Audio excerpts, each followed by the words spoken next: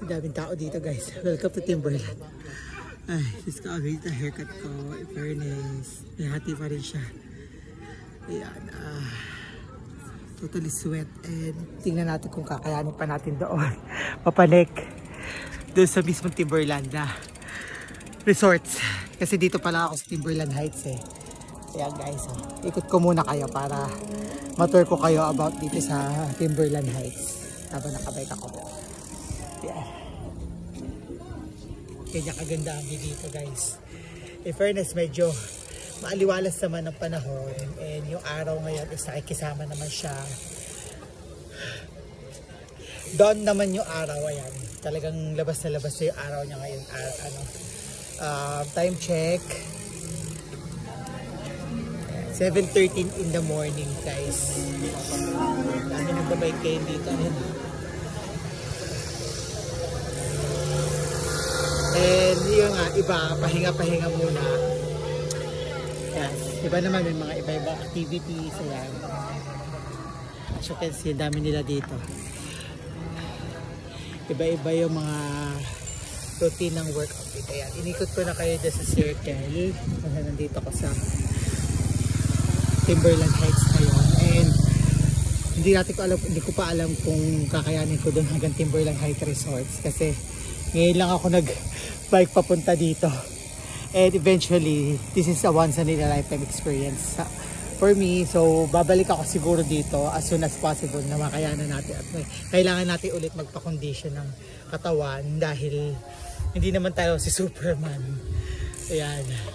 At hindi lalo tayo si Spider-Man. Kaya, definitely siguro ito-try ko ulit dito for the second time around para ma-enhance ko yung lakas ko at mabawi ko yung mga araw na hindi ako nag-workout. Kasi almost 2 weeks din yata ako tumigil ng pag-workout ko. Hindi ko alam kung tutuloy ko pa ba yung workout ko or pag pinag-iisip ako talaga siya. I-picture muna tayo dahil ang outfit natin ay thank you for Speedo and yan, Adidas, then sponsored by my sister, yung shoes, yung brown shoes ko ngayon. Nasuot ko ngayon, pang bike talaga siya eventually. Pero minsan ginagawa ko rin siyang pang running ko. Kasi mas smooth siya at saka mas magaan siyang dalhin sa paa. Ito Timberland Heights. So.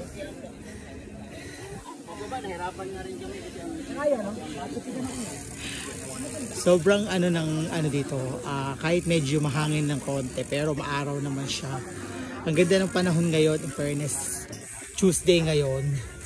So definitely pag may mga oras pa tayo mag-try doon sa may papuntang Timberland Heights, tingnan natin Timberland Heights Resorts. I-check natin kung kakayanin natin ang ating endurance. Hindi ko kasi alam kung gaano kahaba pa tong trail nung dinadaanan ko ngayon papunta doon. Pero eventually baka ito attempt na natin mag warm up lang muna tayo dito sa may Timberland Heights. Downward ng mismong Timberland Heights Resorts. Yan. Share ko lang guys. Yan. Shout out pala doon sa mga teammate ko na mga nakakasumba ko doon from Marikina Sports Center and soon magkikita-kita ulit tayo. Hindi ko lang alam kung kailan pero let's see. The date ko yan. Mark up ko yan sa calendar ko. Dami talaga nagbabike dito ngayon. Kaya tiyo mo naman yung mukha ko. Talaga namumula na ako. Sobrang init kasi talaga dito totally. And mamaya, hindi ko alam kung maa-attempt kung bumaba from here papunta doon. Hindi naman sa afraid ako sa heights or meron ako fright sa heights. Pero for experience din na titingnan natin kung kaya natin bumaba. Kung kaya natin pumanik kanina dyan, i-attempt natin na bumaba naman. Kasi napapansin ko maraming nagbabike ngayon na talagang hindi sila bumababa sa iba naman nagbo-walk naman kasi siguro mga elderly na or meron na silang mga nakakamdaman gout siguro sa paa nila kaya siguro sila nagwo-walking, nabitbit yung bike nila. Ito guys, nagwa-warm up lang tayo para doon sa Timberline Heights Resorts Hotel or condominium hotel dun sa taas na upper part itong mismong kinakapaligiran ng pinaiikutan nitong mismong Timberline Heights ko ngayon. Yan lang guys. That's 5 minutes of video. See you around.